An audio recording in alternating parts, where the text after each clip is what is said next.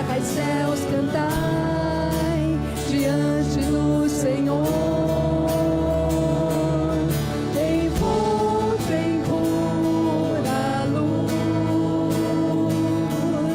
que brilha mais que o sol, e as trevas tremerão ao som de sua voz.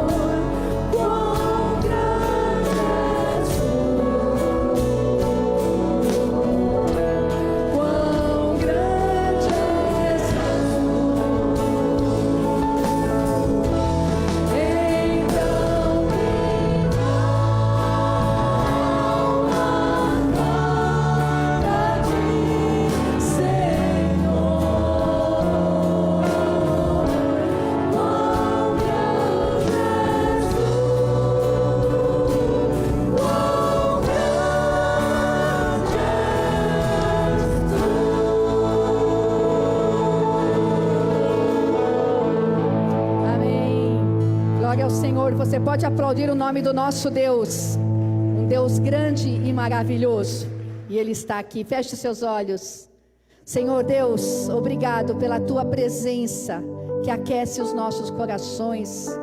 Obrigado pela certeza de que o Senhor é um Deus grandioso, maravilhoso, poderoso, um Deus que tem as nossas vidas nas suas mãos, um Deus que nos sustenta, nos protege, nos defende, um Deus que tem se manifestado desde o amanhecer, quando o sol se coloca, até quando colocamos a nossa cabeça no travesseiro para descansarmos. Sabemos que o Senhor age em nosso favor, o Senhor tem realmente trabalhado por nós e em nós, e nós queremos te louvar nesta hora, declarar, ó Deus, a nossa dependência, como precisamos de ti, como dependemos de ti, precisamos da tua graça, precisamos do teu poder, do teu perdão e do teu amor, ó Deus, que jamais possamos nos afastar de ti, que a nossa fé esteja firmada no Senhor, e que o Senhor possa realmente receber nesta hora a nossa adoração, o nosso louvor.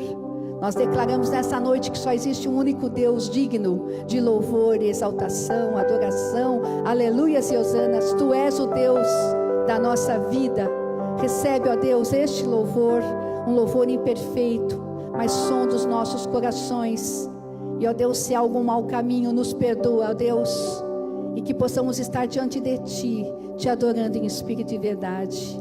E nós fazemos esta oração no nome de Jesus. Amém.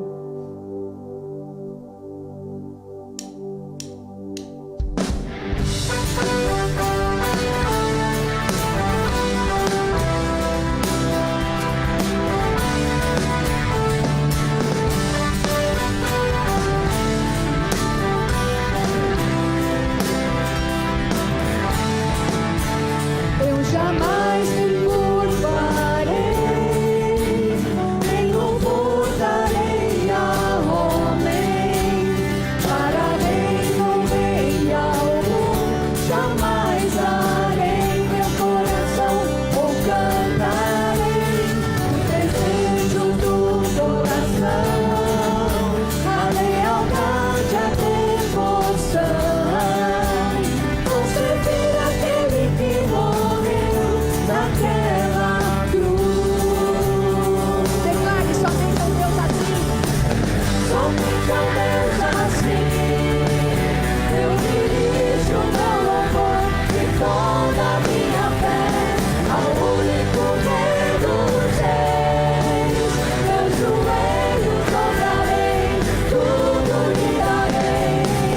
Somente ao Deus assim eu dirijo meu louvor e toda a minha fé ao único Rei dos Reis. Meus joelhos dobrarei, tudo lhe darei. Ao Deus Criador, Jesus que me salva, redime, restaura, que vive e renova. Somente ao Deus assim darei meu louvor.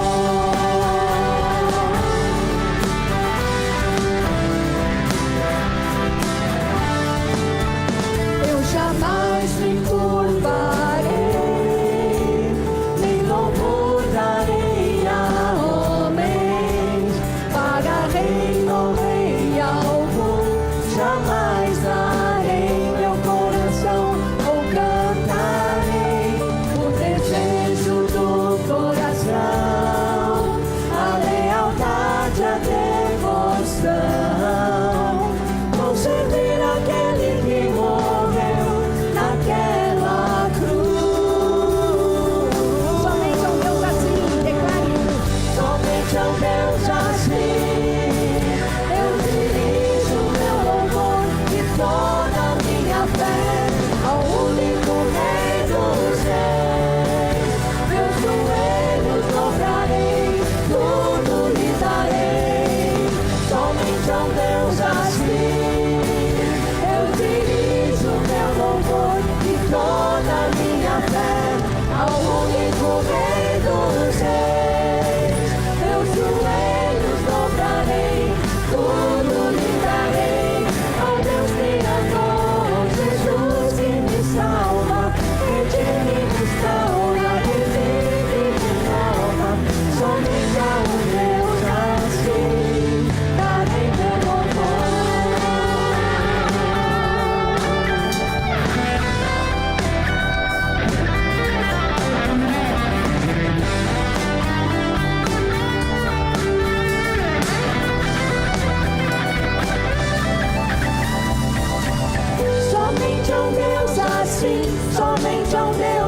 assim, somente é um Deus assim. Somente é um Deus assim, somente é um Deus assim, somente é um Deus assim. Somente é um Deus assim, somente é um Deus assim, somente é um Deus assim. Somente é um Deus assim, somente é um Deus assim, somente é um Deus assim. Ao Deus Criador, Jesus que me salva, redime e restaura, revive e renova. Somente a um Deus assim darei meu louvor.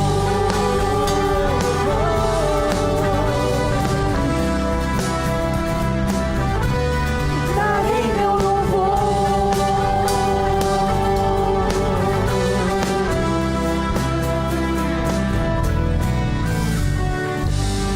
Amém, queridos. Louvor ao Senhor Jesus somente. Deus abençoe.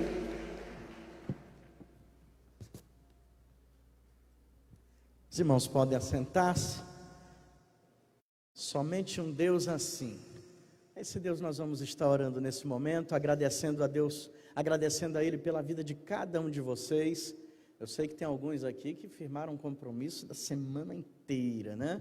Fazer parte dessa série de conferências teológicas.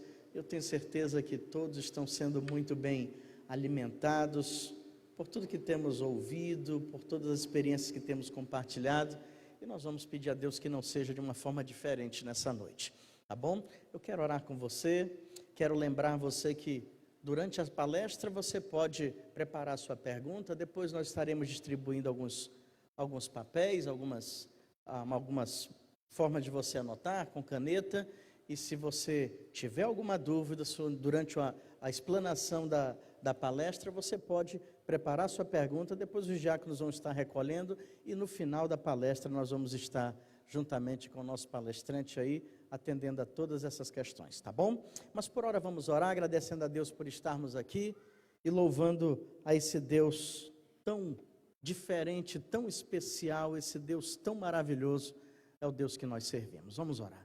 Querido Deus, nosso Pai, muito obrigado por estarmos em Tua casa novamente. Obrigado, Senhor, pelas experiências que tivemos aqui no decorrer de toda essa semana, de tanto aprendizado, de tanto conhecimento compartilhado. E obrigado, Senhor, porque a Tua igreja tem proporcionado o crescimento espiritual de todas as suas ovelhas. E obrigado, Pai, por cada vida que passou por esse púlpito e que nos abençoou de uma forma tão maravilhosa, ao compartilhar tantas coisas preciosas, tantos posicionamentos importantes que devemos ter como cristãos nos dias atuais. Queremos, meu Deus, te pedir que da mesma forma, seja, Deus, esta noite tão abençoadora como foram as demais, rogando a tua bênção sobre o teu servo, sobre o André, te pedindo, meu Pai, a capacitação para que tudo aquilo que ele já preparou de antemão, possa ser, ó Deus, com o apoio do Teu Espírito Santo, possa abençoar nossas vidas nessa noite. Obrigado pela vida de cada um dos meus irmãos que estão aqui, Senhor, por toda a dedicação em participarem desta semana de conferência teológica e pelo interesse deles, ó Deus, em temas tão relevantes que temos ouvido aqui. Muito obrigado, Senhor. É a oração que te fazemos, no nome poderoso de Jesus. Amém. Quero chamar aqui o nosso palestrante, enquanto o vídeo de apresentação dele vai ser passado aqui a todos. André Anéas é doutorando e mestre em teologia pela PUC São Paulo. É bacharel em teologia pela Faculdade Teológica Batista de São Paulo, na qual também é docente. É autor do livro Protestantismo e Mística, Razão e Experiência Mística no Protestantismo Histórico, além de artigos relacionados à temática do protestantismo, religião, experiência de Deus, mística e espiritualidade. Atualmente trabalha em sua tese o diálogo entre a teologia fundamental, mística cristã e fenomenologia. Com vocês, André Anéas. André, seja muito bem-vindo. Igreja Obrigado. Batista Boas Novas lhe saúde, e nós o recebemos aqui como um grande irmão e amigo. Obrigado. Deus abençoe e seja muito bem-vindo.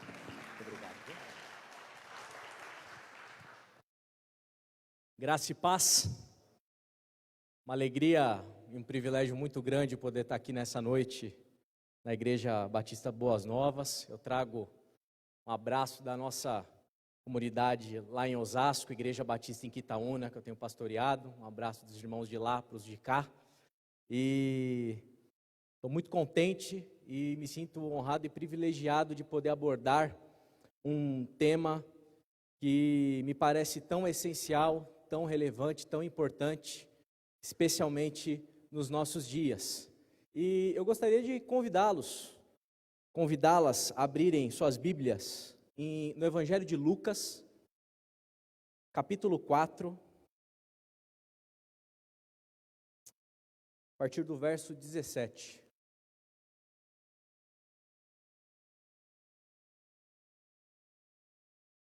Diz assim: foi-lhe entregue o livro do profeta Isaías.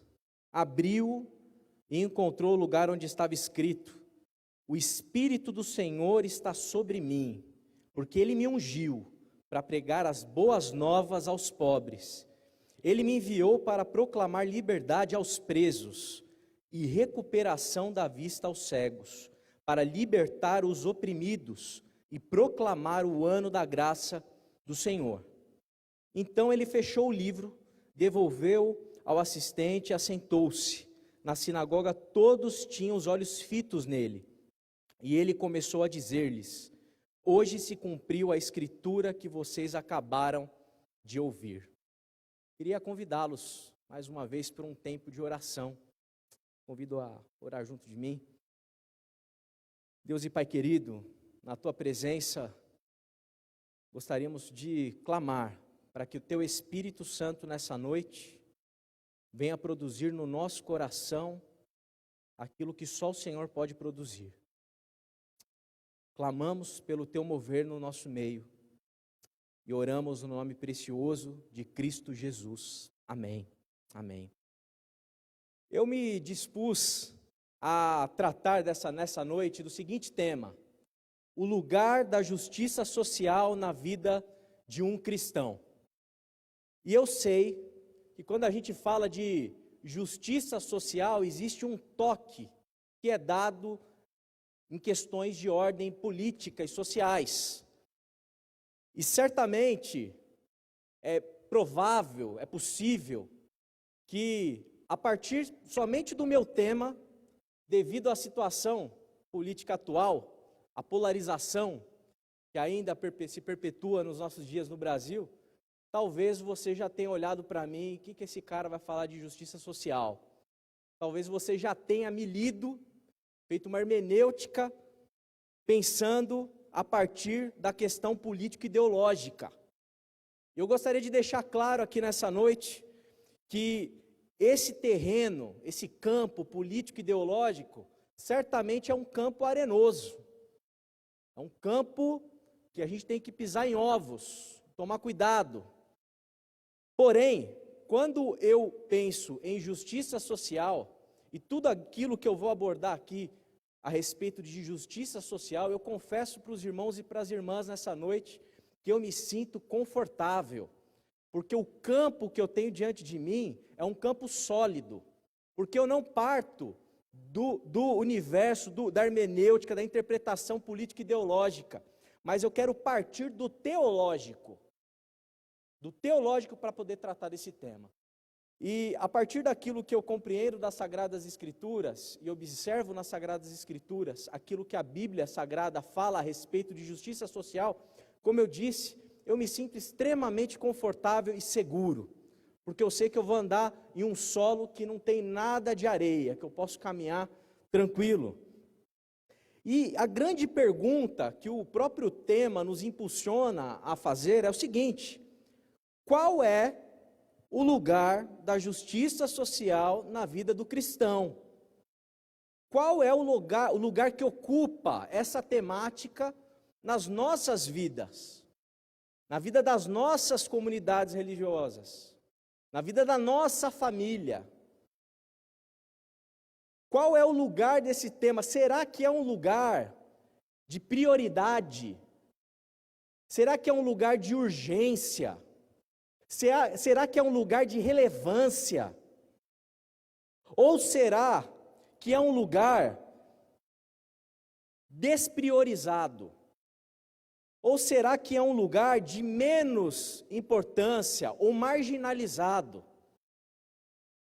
Tanto no âmbito comunitário como no âmbito pessoal. Você como cristão, onde que ocupa na sua mente, na sua reflexão, na sua forma de ler o mundo, de ler os problemas sociais, onde que ocupa essa temática da justiça social na sua reflexão?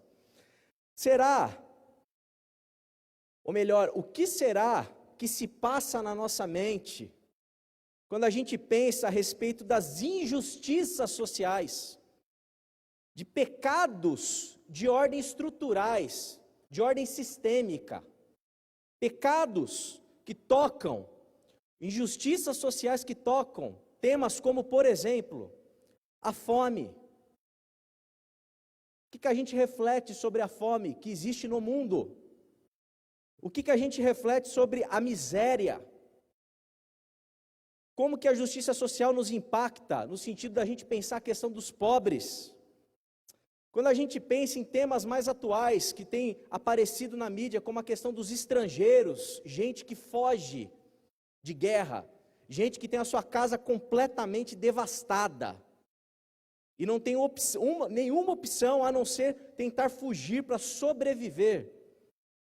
Quando a gente pensa na questão da desigualdade de oportunidades,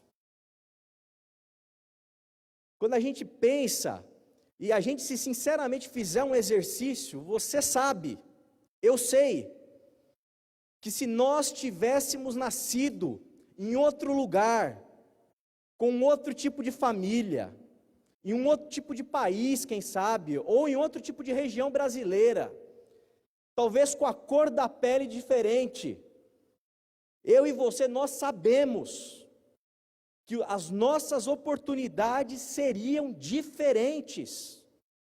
Como que a gente lida com esse fato? Como que a gente lida com o fato da falta de acesso à educação? Você saber que o filho, a filha talvez, da mulher que trabalha na sua casa, não vai ter acesso a uma educação sólida, não vai ter acesso a uma universidade, não vai ter as chances que muitos de nós aqui tivemos de estudar, de ter uma profissão e etc.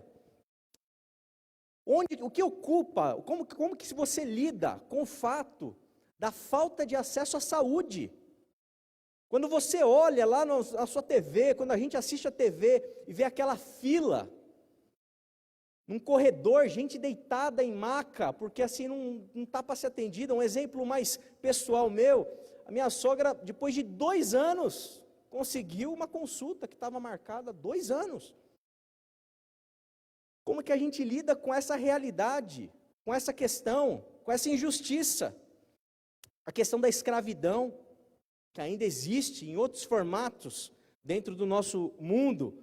A falta de saneamento básico. Gente que não tem água potável. Gente que vive com o esgoto aberto, exposto. Gente que morre de doenças que já existem cura. Como que a gente lida com a má distribuição de renda no mundo? Saber que todos esses problemas, existe recurso disponível para solucioná-los e não são solucionados. Como que você lida com o racismo? Como que isso toca a nossa mente, a nossa alma? E talvez, para ser um pouquinho até mais próximo de nós, da nossa realidade, como que você lida com o fato de que nós sairemos daqui nessa noite e alguém que vai passar frio, como vocês sabem, esse final de semana vai estar muito frio, vai bater. A injustiça social vai bater no vidro do teu carro. Como que isso te toca? Como que isso te abala? O que você sente? Como que você reflete essas questões como cristão? Bom, em primeiro lugar, eu gostaria de sinalizar o fato de que a questão do pobre, do órfão, da viúva, do estrangeiro, do oprimido, é relatado nas Escrituras. A Bíblia Sagrada, ela sinaliza, ela toca, inclusive de uma forma muito incômoda e incisiva, a questão da injustiça social, da justiça social. Êxodo 3, de 7 a 9, um texto muito conhecido, diz: disse o Senhor, de fato tenho visto a opressão sobre o meu povo no Egito, tenho escutado o seu clamor, por causa dos seus feitores, e sei quanto eles estão sofrendo. Por isso desci para livrá-los das mãos dos egípcios e tirá-los daqui para uma terra boa e vasta, onde há leite e mel com fartura. E um pouquinho adiante, pois agora o clamor dos israelitas, Deus dizendo, chegou a mim, e tenho visto como os egípcios os oprimem. A gente percebe nesse texto, lá do Êxodo, dessa história tão conhecida nossa, a realidade da Bíblia sinalizar para nós, deixar evidente que o Deus revelado na Escritura é um Deus que vê a opressão, é um Deus que escuta o clamor do oprimido, e é um Deus que sabe o que está se passando aqui na terra. Ele vê, ele escuta e ele sabe. Êxodo 23, 9, Deus vai dizer o seguinte para a nação de Israel: não oprima o estrangeiro. Vocês sabem o que é ser estrangeiro, pois foram estrangeiros no Egito. E esse tipo de fala da parte de Deus vai ser recorrente. Em muitos e muitos momentos na Sagrada Escritura, nós vamos observar Deus falando: olha, não oprimam o estrangeiro, tomem cuidado com o estrangeiro, porque vocês já foram. De uma forma recorrente, eu falo para os meus alunos na faculdade teológica, gente, é sem parar. A Bíblia Sagrada está sinalizando isso a todo momento para o povo de Israel. Quando a gente vai para a lei, para Levítico, eu não vou ler aqui nenhum versículo, mas eu sugiro que você leia, depois na sua casa e medite, Levítico capítulo 19 e Levítico capítulo 25, a gente vê a lei trabalhando em favor de mecanismos para amenizar, para diminuir, para não existir injustiça social. A gente vê nesses capítulos um cuidado categórico da parte de Deus em relação ao necessitado, de novo em relação ao estrangeiro, uma ênfase para não opressão, não oprimam, cuidados até inclusive de ordem ecológica, cuidado com a terra, o sabático da terra, existe isso também lá. A questão do ano do jubileu, um grande mecanismo que infelizmente a nação de Israel, segundo alguns estudiosos, nunca fez uso, aquele perdão das dívidas de 49 a 49 anos, em que todas as terras eram restituídas, os escravos deixavam de ser escravos, a chance, dentro da legislação de Israel, meus irmãos e irmãs, para que todo mundo na vida, ao menos uma vez, tivesse a chance de começar de novo. Ao menos uma vez na vida tivesse a chance. Isso está lá também escrito no capítulo 25. Mecanismos de cuidado para com a sociedade. E quando a gente vem do Antigo Testamento para o Novo Testamento, é possível perceber que essa ênfase, ela se perpetua, ela continua. Mateus capítulo 25, de 35 a 36, aquele texto do julgamento das nações, em que Jesus ele separa os bodes das ovelhas, e Jesus vai dizer: pois eu tive fome, vocês me deram de comer, tive sede, vocês me deram de beber, fui estrangeiro, e vocês me acolheram, necessitei de roupas, e vocês me vestiram, estive enfermo, vocês cuidaram de mim, estive preso e vocês me visitaram. Muito interessante esse texto, o fato de que quem está indo para o céu aqui na história que Jesus está relatando, na imagem que ele está descrevendo, está indo para o céu e não sabe nem por quê. Porque Jesus fala isso, né? Olha, pois tive fome. Eles perguntam, as ovelhas, os benditos do Pai, quando, Senhor, que nós fizemos isso para ti? Quando que foi isso? Ou seja, eles são benditos do Pai, eles são ovelhas, não são bodes, e eles não sabem por quê. Porque vocês fizeram isso para os meus pequeninos. Vocês cuidaram de quem teve fome, de quem tinha sede. Vocês se atentaram a essas questões aqui fundamentais para que vocês fossem as ovelhas, para que vocês fossem os benditos. Vocês cobriram quem precisava de roupa. Vocês cobriram quem precisava, quem estava passando frio. Vocês cuidaram de mim quando eu estava preso, me visitaram. Tiago, também 2, de 14 a 17, texto muito conhecido que também vai tocar nesse aspecto mais prático do Evangelho. E como eu digo lá na igreja, é bom a gente abre um parênteses aqui, Evangelho da graça de Cristo. Evangelho da graça de Cristo, ele não é só teórico. Não se trata só de um conhecimento cognitivo que a gente adquire. É indissociável à prática. Indissociável. Fecha parênteses. Tiago diz assim, 2, 14 a 17. De que adianta, meus irmãos, alguém dizer que tem fé se não tem obras? Acaso a fé pode salvá-lo? Se um irmão ou irmã estiver necessitando de roupas e do alimento de cada dia, e um de vocês lhe disser, vá em paz, aqueça-se e alimente-se até satisfazer-se, sem porém lhe dar nada, de que adianta isso? Assim também a fé por si só, se não for acompanhada de obras, está morta. Está morta.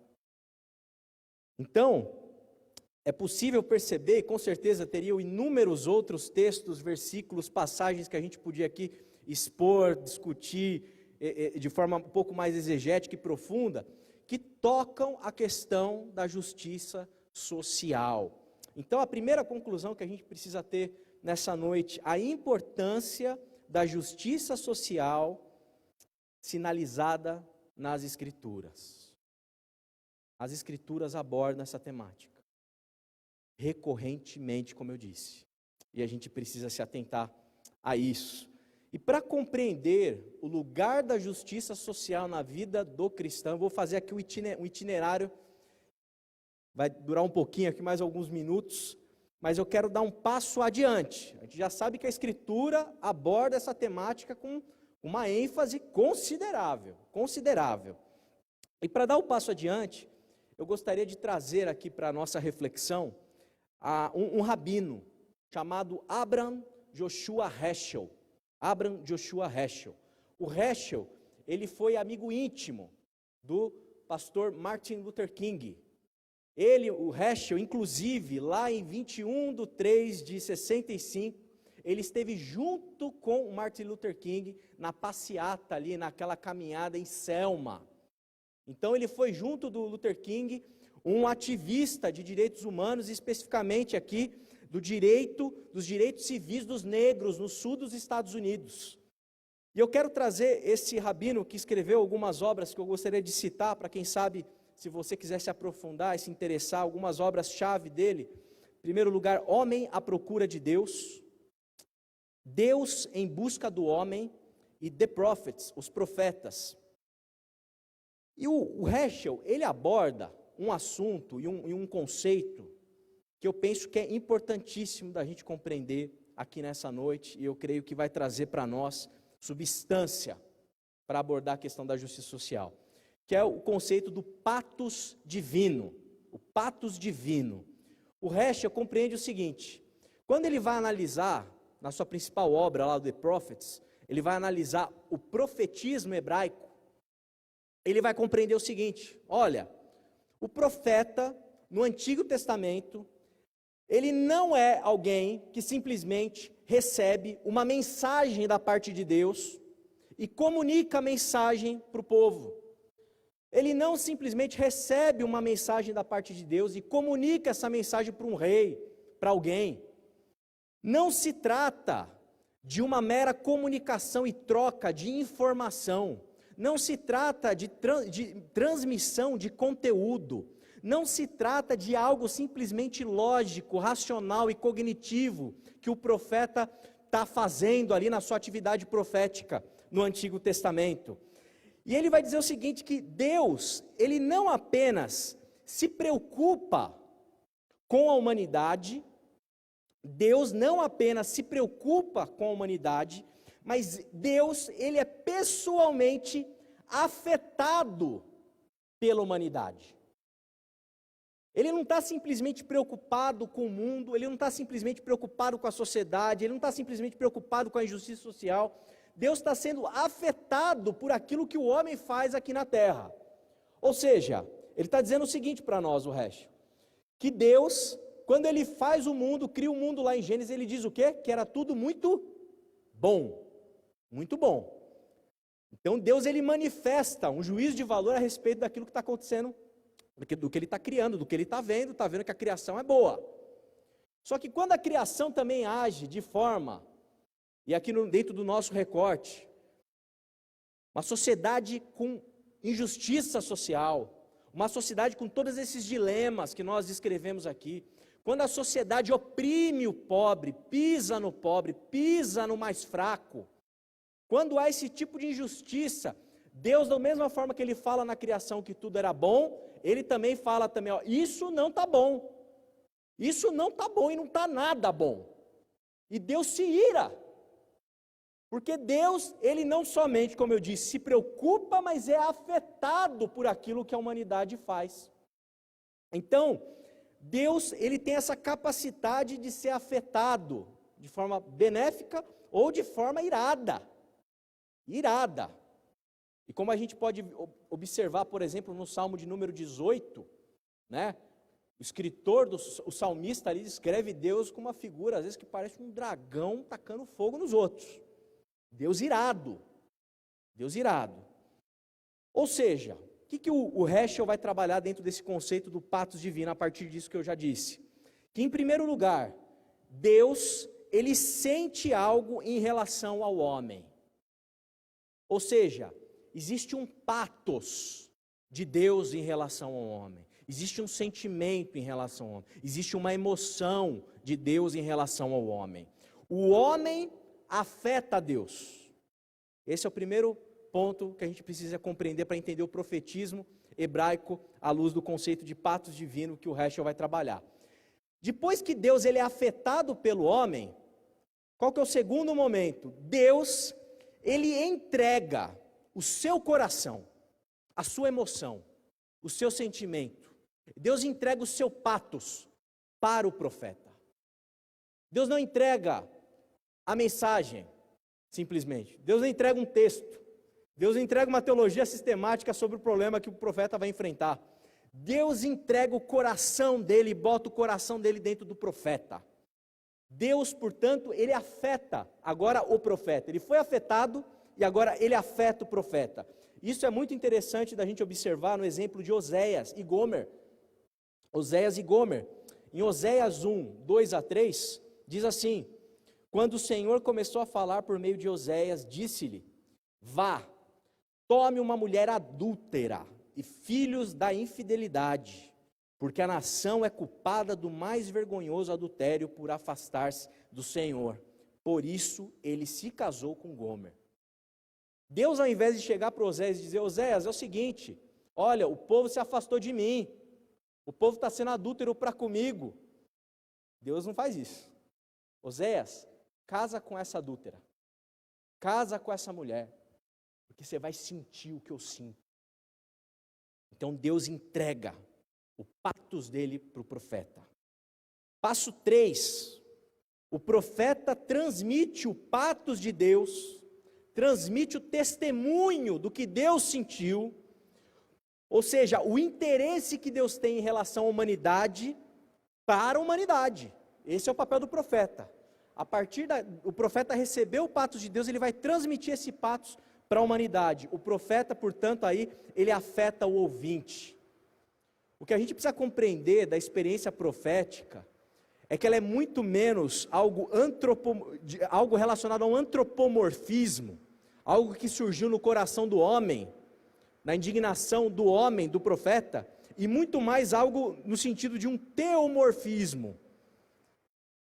O que está se passando na Escritura quando os profetas falam não é o sentimento do homem, é o sentimento de Deus. E isso é muito sério.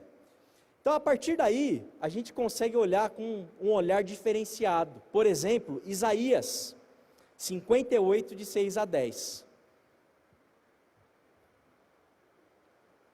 Isaías 58, de 6 a 10.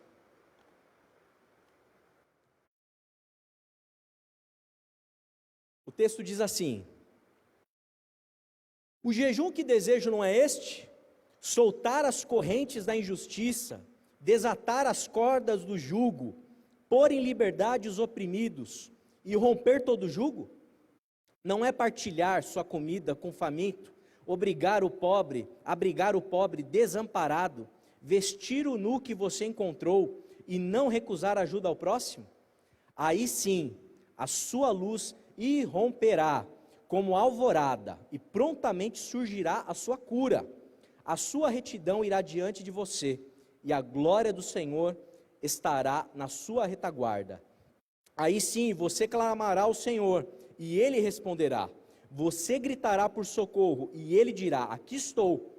Se você eliminar do seu meio o jugo opressor, o dedo acusador e a falsidade no falar, se com renúncia própria você beneficiar os famintos e satisfazer os anseios dos aflitos, então a sua luz despontará nas trevas e a sua noite será como o meio-dia. Isso aqui é sentimento de Deus, isso aqui é emoção de Deus. Esse texto está revelando para nós o coração do Senhor, a indignidade que o Senhor, Deus está indignado com o que está acontecendo, Deus está irado com o que está acontecendo. E Amós revela ainda um pouquinho mais a ira de Deus. Amós 5, de 11 a 12, diz assim: vocês oprimem o pobre e o forçam a entregar o trigo. Por isso, embora vocês tenham construído mansões de pedra, nelas não morarão. Embora tenham plantado vinhas verdejantes, não beberão do seu vinho, pois eu sei quantas são as suas transgressões e quão grandes são os seus pecados. Vocês oprimem o justo, recebem suborno e impedem que se faça justiça ao pobre nos tribunais. Deus, Ele está indignado. Deus, Ele está por aqui com o que está acontecendo. E Ele derrama, Ele coloca todo esse patos no coração do profeta, e é esse patos que faz o profeta produzir isso que chegou até as nossas mãos, o texto sagrado que chegou até as nossas mãos.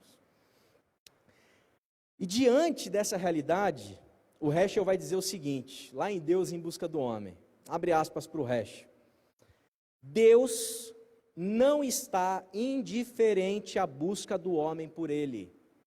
Ele tem necessidade do homem, necessidade de compartilhar na redenção do homem. O Deus que criou o mundo não está à vontade no mundo, em suas escuras vielas de miséria, indiferença e desdém. Diante, meus irmãos e irmãs, do mal social, diante das injustiças, diante da fila no SUS, diante de gente caída, num corredor de hospital, com ferida aberta, esperando a graça, acontecer alguma coisa para ele ser atendido, para ela ser atendido. Quando Deus vê isso, Deus, Ele não está à vontade no trono dEle, Deus não está confortável no trono dEle, Ele está indignado. Quando Deus olha a gente morrendo de frio nesse final de semana, Deus está indignado. Quando Deus olha as injustiças que existem, o racismo que existe, a diferença de oportunidades que as pessoas têm, Deus fica indignado com isso. Indignado.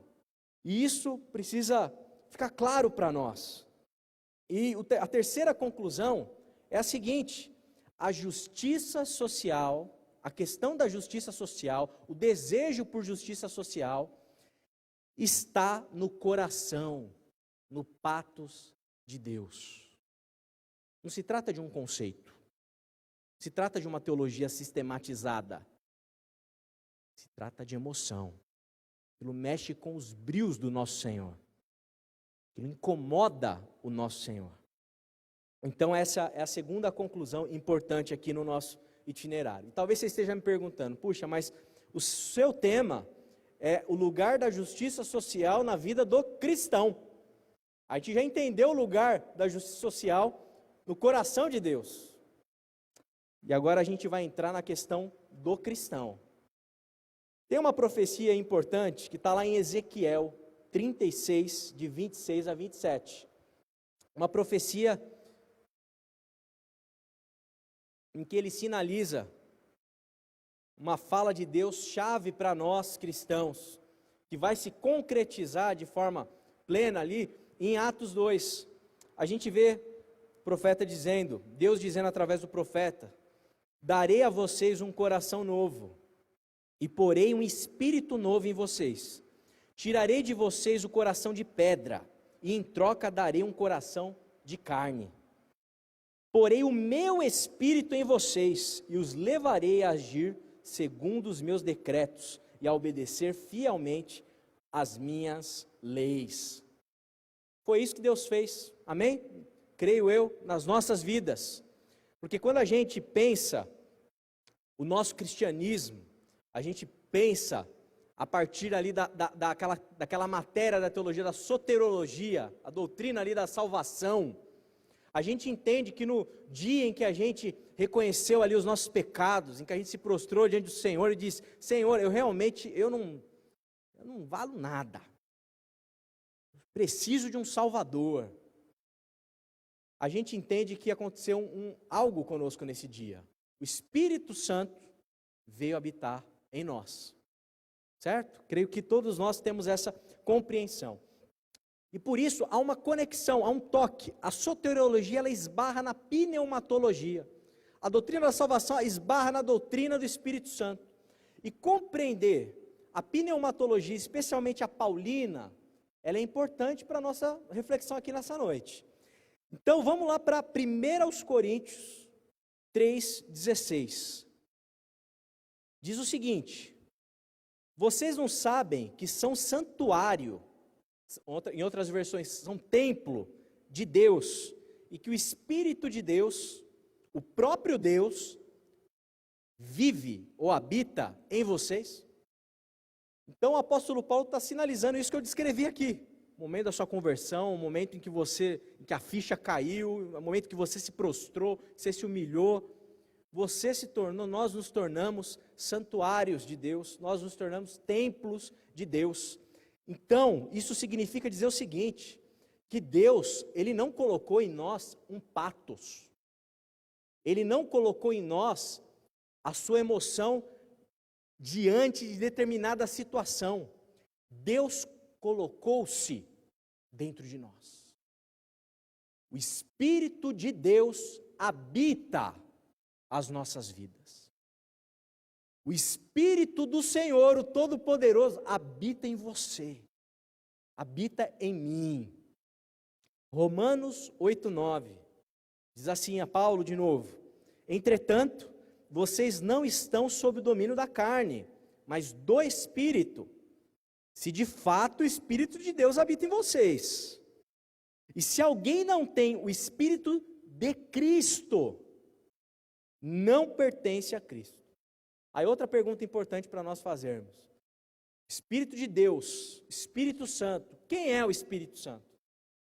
O Espírito Santo, segundo a gente consegue ver aqui na Epístola Paulina de Romanos, é o Espírito do Cristo. É o Espírito de Cristo Jesus. O ápice da revelação é Cristo Jesus, porque Ele revela para nós, sem nenhuma sombra de dúvida, quem é o Pai, quem é Deus. E nós conhecemos Deus a partir prioritariamente do Cristo. E o Espírito de Cristo habita em nós. E se o Espírito de Cristo habita em nós, é interessante a gente pensar o seguinte, que quando Paulo em Gálatas 5, 22 a 23 fala do fruto do Espírito, que ele vai dizer amor, alegria, paz, paciência, amabilidade, bondade, fidelidade, mansidão, domínio próprio, ele está falando de características de quem? Do próprio Cristo.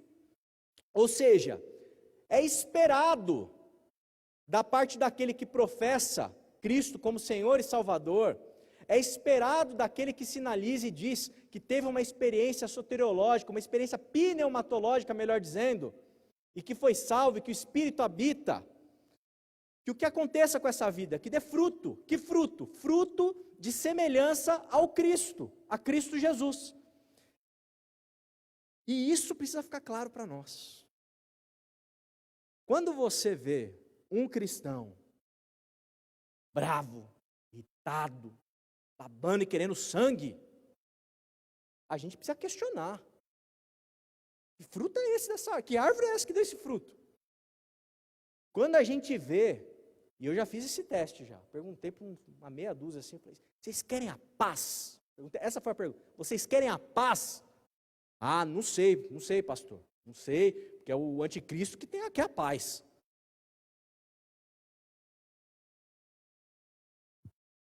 Sermão da montanha. Bem-aventurados pacificadores. Paciência. Você vê um cristão impaciente com outro irmão na igreja, porque o cara está lidando com o pecado, está difícil ali e tal. Impaciente. Fruto do Espírito, é fruto do Cristo que está habitando nesse cidadão.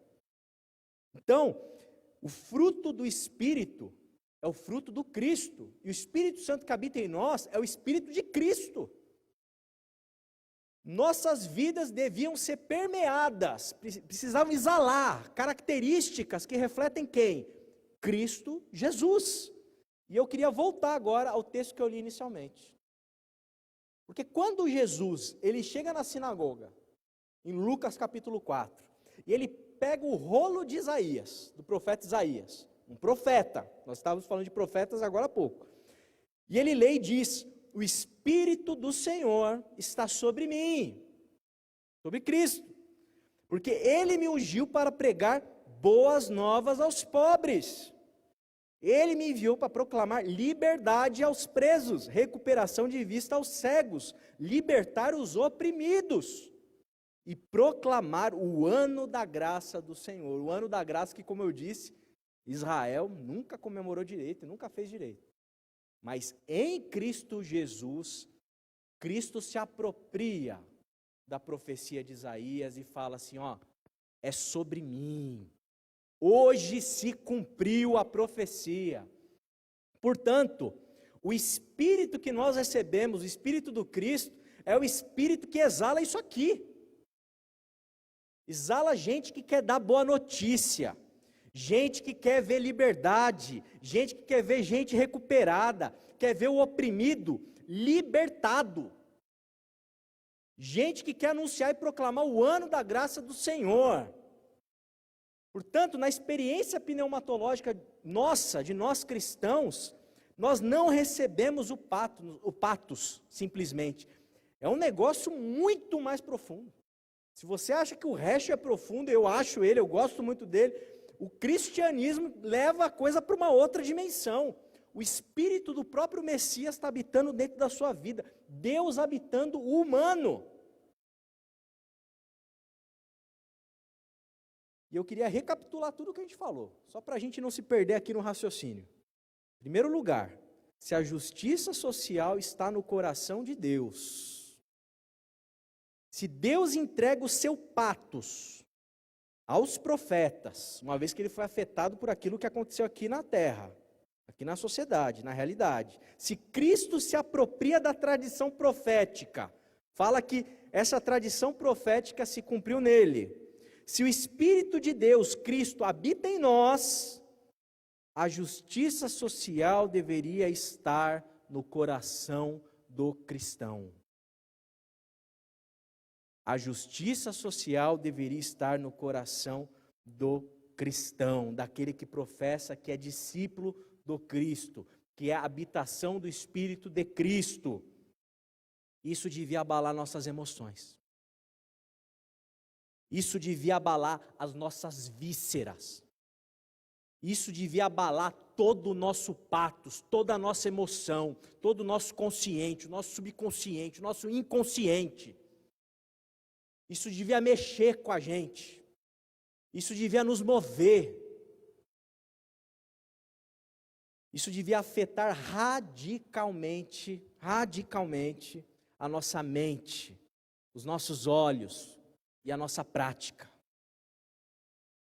Isso devia afetar, irmãos e irmãs, as entranhas da nossa alma, as entranhas da nossa existência. Isso devia nos afetar profundamente. Quando a gente olha para as injustiças sociais, e a gente olha o ódio que existe na sociedade, o ódio que está incrustado, está preso, está agarrado nas estruturas de injustiça do mundo, quando a gente olha para a indiferença, quando a gente finge que não é com a gente, finge que não bateu no nosso vidro, finge que o problema não está no nosso bairro, finge que o problema às vezes não está na nossa comunidade cristã. A indignação devia gritar dentro de nós em relação à desesperança que as engrenagens sociais produzem muitas vezes, não possibilitando justiça. O cristão, ao contrário de todo esse sistema instaurado, muitas vezes, ele devia produzir dentro dessa engrenagem, exalar amor e muito amor, misericórdia para com os que sofrem, misericórdia para os que têm frio, misericórdia para os que estão no SUS, misericórdia, graça. A igreja cristã, a partir desses cristãos que são habitação do Cristo, deviam exalar na sociedade esperança, porque a gente é o portador do quê? Da boa nova, da boa notícia. Portanto, nós deveríamos exalar isso. Mateus 9,36 e Marcos 6,34 conta de um momento em que Cristo, ele observava a multidão e elas pareciam ovelhas sem pastor. E o texto diz assim, que Jesus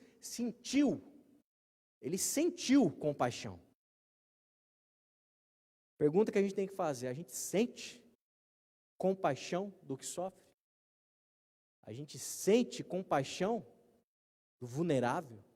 A gente sente compaixão? Jesus sentia.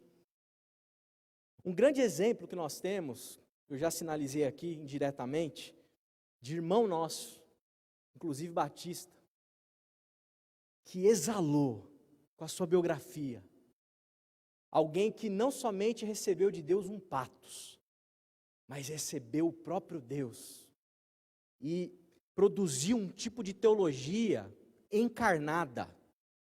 O Martin Luther King, que lutou pelos direitos civis dos negros nos Estados Unidos. Ele tem uma frase importante para nós, para a nossa reflexão aqui nessa noite. Ele diz assim: teremos de nos arrepender nesta geração, não somente das palavras e ações odiosas dos maus, mas também do silêncio estarrecedor dos bons.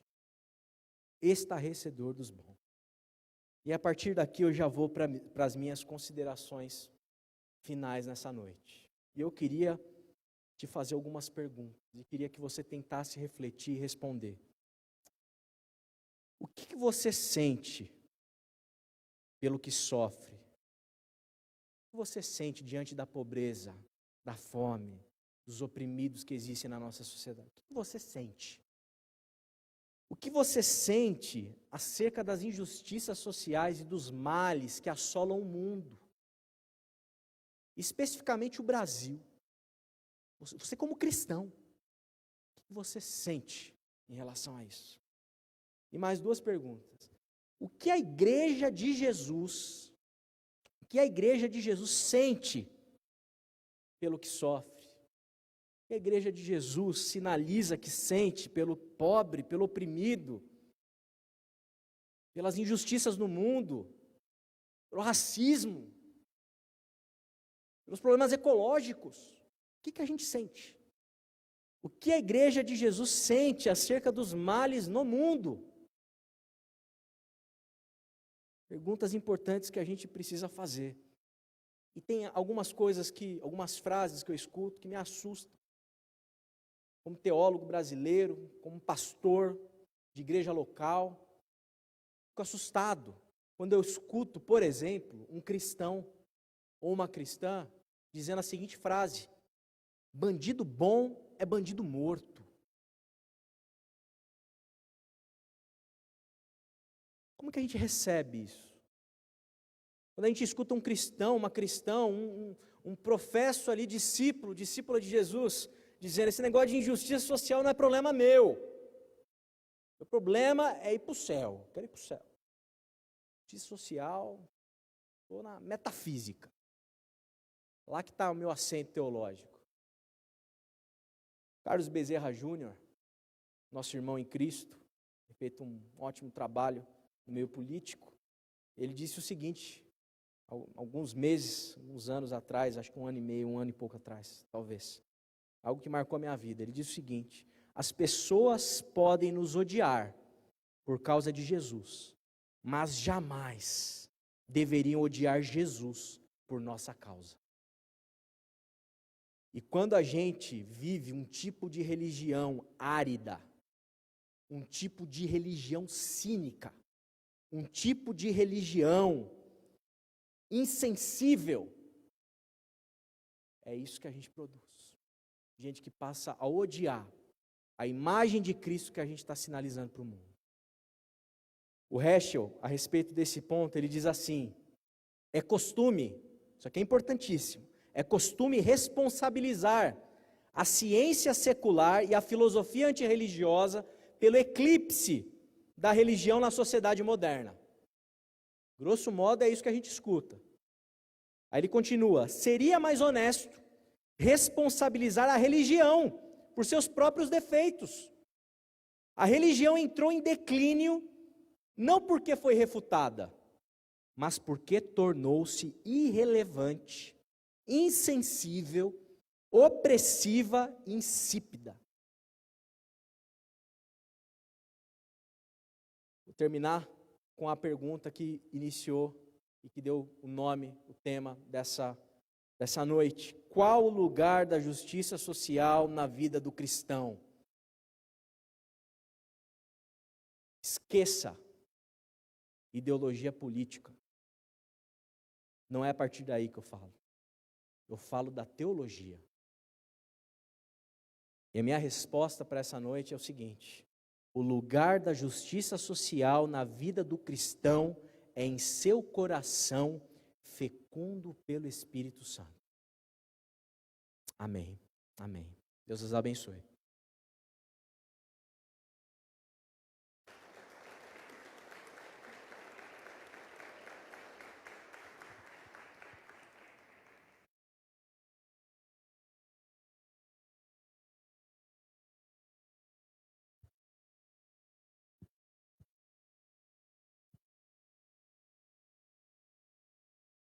Queremos agradecer ao André por essa explanação aí tão maravilhosa de um tema tão oportuno, tão relevante à nossa igreja. E nós, sem dúvida, temos agora, como tivemos no decorrer de toda essa semana, a oportunidade de participarmos através dos nossos questionamentos. Nós estamos distribuindo, nossos diáconos estão passando, buscando algumas informações, enquanto vai ser buscado essas perguntas. Eu separei também aqui as minhas, André, para você, né? E queria fazer o seguinte questionamento. Há muitas vezes no meio cristão, no meio eclesiástico, digamos assim, nas igrejas,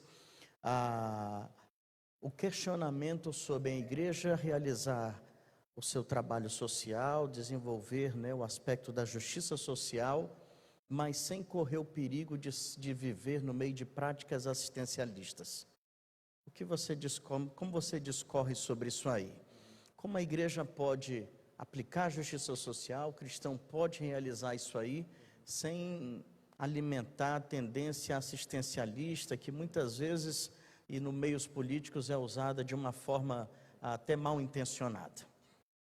Eu penso que o nosso papel como comunidade cristã, uma vez que a gente é a habitação desse Espírito do Cristo, o Cristo não tem o interesse de nos tornar dependentes, inclusive espiritualmente, e tampouco assistencialmente.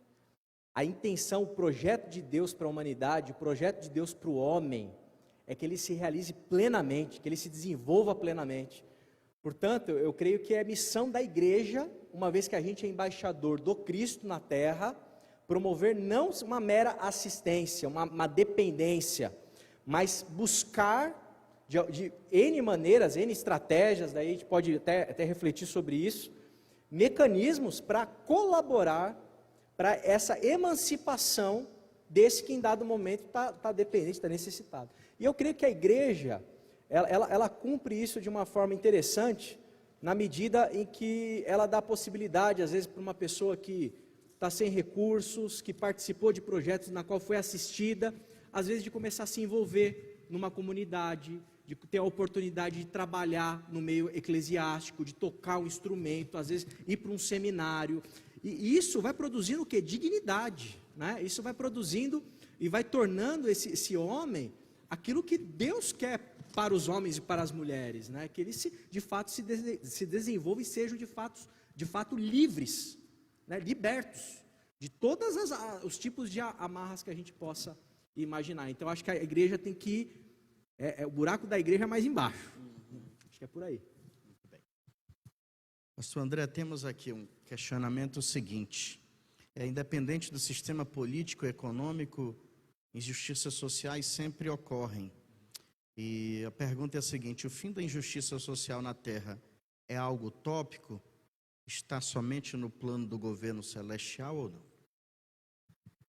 Eu creio que a Sagrada Escritura, ela trabalha sempre em termos dialéticos. Então, quando a gente pensa, por exemplo, na nossa salvação, a gente já é salvo, mas a gente também não é salvo ainda. Então, existe essa tensão. Quando a gente pensa a respeito do reino de Deus dentro da Sagrada Escritura, o reino de Deus chegou, mas ainda não chegou plenamente também. Então, existem essas tensões bíblicas. E a gente tem dificuldade de lidar com as tensões bíblicas. A gente tem um impulso, talvez fruto do iluminismo da nossa época, da modernidade, de tentar resolver as tensões. O nosso papel não é tentar resolver as tensões estão postas. Então, o nosso papel é trabalhar em favor do reino de Deus, sem muito ficar tentando teorizar a respeito dessas questões. Poxa vida, então eu vou fazer ou não vou fazer, porque só vai chegar na eternidade mesmo. Então, esse tipo de raciocínio, eu acho que ele não ajuda e não colabora com a prática cristã de instauração do reino. Mas me parece razoável, se a gente pensar à luz da Escritura, que a plenitude, de fato, é a parousia, né, a volta de Jesus, que vai manifestar plenamente aquilo que o mundo deveria ser, ou melhor, aquilo que ele foi lá no jardim. Mas eu acho que nós, como cristãos, devemos nos preocupar menos em tentar teorizar a respeito dessa questão e viver de fato o reino de Deus.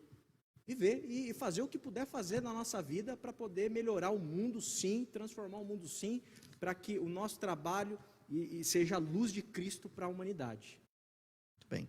Uma das perguntas dentro desse leque aí do envolvimento questiona o seguinte: uma maneira de tornar as sociedades mais justas e menos desiguais, nessa tentativa o cristão pode se envolver em movimentos sociais existentes hoje? Sim. Eu penso que sim. Eu penso que sim. Eu acho que o problema muitas vezes pode acontecer no sentido de nós, como comunidade eclesiástica, como igreja, nós temos tido talvez uma dificuldade em preparar as pessoas, a juventude, para desempenhar os papéis na sociedade. Então, não é só o movimento social. O movimento social é ser um bom profissional, é ser um bom empresário, é ser uma boa dona de casa, é viver na sociedade. Muitas vezes, a gente como igreja, como liderança religiosa, um pastor, eu falo por mim, a gente tem uma tendência de tentar preparar todo mundo para a glória, para a eternidade, para o céu. E a gente, como comunidade do Cristo, a gente tem que preparar pessoas para viverem no mundo. E se no mundo existem movimentos sociais que podem contribuir para essa transformação, eu creio que o cristão, né, ele tem condição, sim, de, se ele quiser, enfim, se envolver e atuar dentro desse espectro social, porque faz parte da sociedade. Então, acho que a gente não pode demonizar uma área da sociedade, não. E a gente fez isso muito, eu acho, sabe, na nossa história, nas últimas décadas, principalmente com a questão política. Então, a gente deixou de preparar bons políticos cristãos para atuarem na sociedade. E muitas vezes a gente passa passa vergonha, né, com quem professa a fé e faz determinadas coisas meio equivocadas, meio estranhas, à luz do Evangelho. Muito bem. Pastor André, mais um questionamento que nós temos aqui. Algum dos participantes pergunta se tem assim alguma ação social como modelo prático e digno de ser copiado de alguma forma no meio cristão, de alguma igreja, se tem algo assim. Eu tenho uma proximidade, um contato com o pastor Marcelo Fedorucci, né? E a forma como ele orquestrou e ele pensou o trabalho missionário dele, e isso acabou acontecendo de uma forma orgânica ao longo da biografia dele, né? Quem conhece aqui é o Missionários Cristãos Cooperadores, o MCC, e agora está sendo chamado de Salvar, né? Eu acho que é um modelo muito interessante a ser analisado, a ser pensado. Por quê? Porque existe uma completude nos tipos de ações estratégicas que eles tomaram. Então, assim, eles estão preocupados em trabalhar 3 pilares. Eles trabalham a plantação de igreja, então eles estão preocupados em criar e implantar igrejas saudáveis. Eles trabalham, que eles chamam de salvar espiritual. Eles trabalham a questão social. Então eles têm uma ONG na área em que eles atuam, que faz um trabalho excepcional com as crianças, no contraturno ali da escola, né? Então, salvar social. E eles têm uma terceira coluna ali, terceiro nicho que eles têm atuado, que eles chamam de salvar material, que tem a ver com empreendedorismo social, né? Com essa ideia de promover autonomia. No caso deles, eles têm muita gente envolvida com plantação de tomate, que está trabalhando dentro de um regime de escravidão. O empreendedorismo social possibilita para as famílias criarem alternativas sustentáveis para que eles possam se desenvolver e sobreviver sem ficar à mercê dos donos da fazenda e etc. ali, que em muitos casos exploram a comunidade. Então, esse trabalho me parece muito interessante, porque atua em 3 frentes e toca na pergunta, né, do ir além, né, de não ficar só na assistência, né, o assistencialismo. E me parece um modelo, um case muito interessante para a gente pensar e refletir como igreja. Tá bem. Tem outras perguntas aqui, mas vou fazer só mais uma aí para a gente fechar. Pastor André, sobre a questão do mal social no Brasil, que foi até uma expressão que o pastor usou, e sobre a questão do bem-estar de muitos outros países, né, onde existem problemas sociais, mas não na grandeza que existe, como, por exemplo, em alguns países como o Brasil, em qual nós vivemos. A pergunta é, trata-se de exclusivamente uma questão política, ou a gente pode abordar isso aí também através de uma questão espiritual?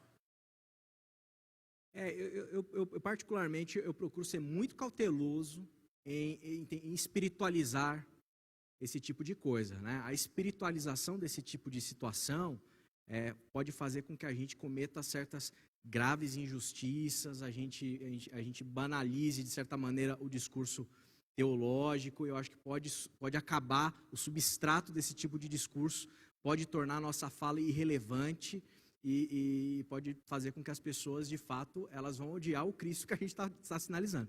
Portanto, eu particularmente, eu penso que a gente precisa olhar isso, analisando a partir de N elementos. Isso é complexo para a gente poder desdobrar e tentar entender. Então, acho que tem questões de ordem política, tem questões de ordem sociológica, tem questões filosóficas envolvidas. A gente precisa aí de ser multidisciplinar para poder fazer o diagnóstico do porquê que existe essa discrepância, né? E com certeza analisar muito a história, né? Acho que o trabalho dos historiadores, dos acadêmicos nesse sentido, com certeza tem muito a colaborar para a gente poder elucidar o porquê desse abismo. Perfeito. Justiça social na vida de um cristão. Queremos agradecer aqui, temos outras perguntas, mas a gente corre um pouquinho aqui olhando para o relógio, mas queremos agradecer ao pastor André. Obrigado. Pela sua explanação, que a semelhança do que aconteceu no decorrer de toda essa semana nos deixa, de uma certa forma, amparados, seguros, porque parte daquilo que a palavra de Deus aborda. Amém. E isso é muito importante, né? E mostra que o Deus, de fato, o Deus, o Criador da humanidade, não é aquele que só está preocupado, mas é aquele que está afetado. É isso aí. Isso foi muito bonito e muito bom saber. Muito obrigado, pastor. Obrigado você, Deus pastor. abençoe Amém, grandemente a amém, sua vida. Eu amém, gostaria de amém. orar pelo pastor. Gostaria que os irmãos ficassem em pé. E nós vamos encerrar esse momento. Logo mais nós vamos estar fazendo uma entrevista com o pastor André sobre também outros questionamentos, né? Mas queremos agradecer a presença de todos vocês. E quero lembrar para vocês o seguinte: amanhã, no encerramento da nossa conferência teológica, café da manhã, 9 da manhã.